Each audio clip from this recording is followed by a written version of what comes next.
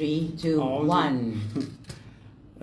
اللهم صل وسلم وبارك على سيدنا محمد وعلى اله وصحبه وسلم، والحمد لله رب العالمين حمدا كثيرا طيبا مباركا فيه في كل وقت وحين وفي الملأ الأعلى إلى يوم الدين. أنا النهارده شرفني الإعلام الكبير أخويا وحبيبي الأستاذ محمد محي عامر، وشرفتني الفنانة المحترمة أخت الفنان المحترم الفنانة أنس مكي، وطبعا أخت الفنان أحمد مكي. هي كانت جاية لي في ظروف معينة وقالت لي على شوية تفاصيل، وبعدين أنا إن شاء الله ربنا وفقني وهي تقدر تقول إيه الظروف بالظبط.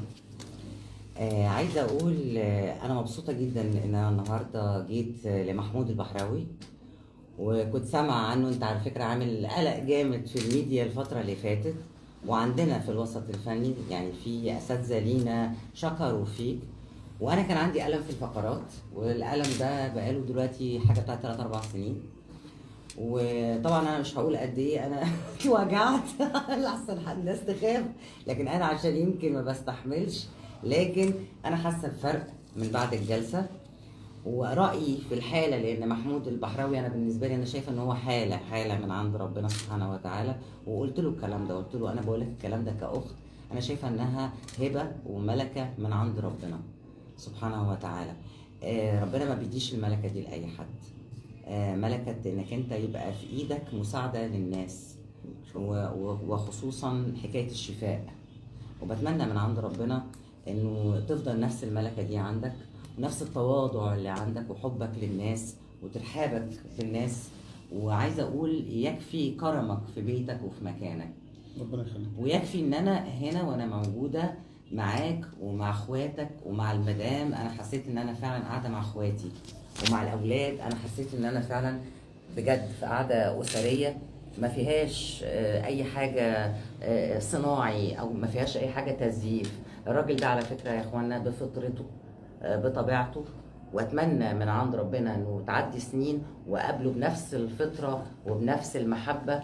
ويكفي ان هو بيبتدي اي قعده وبيختم اي قعده الصلاة على سيدنا عليه محمد. افضل الصلاه والسلام. هو كان في عند الفنانة برضو حاجة اسمها تنميل في القدم اليسرى لغاية أخمص القدم، يعني حتى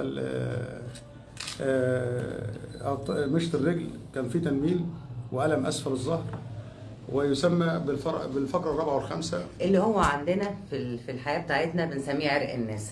اللي هو مالك يا استاذه ايناس حاسه برجلي الشمال شد عليا عرق الناس. عند محمود البحراوي هو بيسميه مسميات اخرى، يعني هو ليه الكتالوج بتاعه. وانا بصراحه لما جيت وقعدت معاه انا مستسلمه، يعني انا كلمتكم عن شويه الوجع دي. ممكن يكون انا عشان انا فراجايل، انا ضعيفه فعلا ما بستحملش، انا عارفه ده، وبشرتي ما بتستحملش. لكن يكفي الراحه النفسيه، ويكفي حاله ان انا حاسه ان انا افضل وفي احسن حال، وربنا يديمها علينا نعم. يا رب يا رب. كل سنه وانت طيب، وكل سنه وانتم طيبين للساده المشاهدين، ورمضان كريم. انا سعيده ان انا لحقت الزياره دي قبل الشهر الكريم. يا رب يجعل لنا فيها شفاء وخير لكل امه محمد عليه افضل الصلاه والسلام.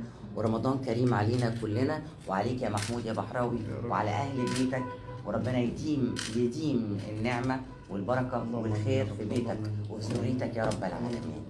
بشكرك ان انت طلبت انك تطلع لايف معايا تسلم لي. وانا ده شرف لي ان انا اطلب منك، لكن انت اتفاجئت انك بتقول لي انا عايز اطلع لايف. لا، احب ان انا اوثق الحاله اوثق الحاله. الحمد لله. كل سنه وانتم طيبين. كل سنه وانتم طيبين، والامه الاسلاميه والعربيه بخير وبسلام وبصحه، ودايما في امان، ومن لامان لامن باذن الله سبحانه وتعالى. وربنا يديم على مصر نعمه الامن والامان. اللهم صل على سيدنا محمد وعلى اله وصحبه وسلم، والحمد لله رب العالمين، والسلام عليكم ورحمه الله وبركاته.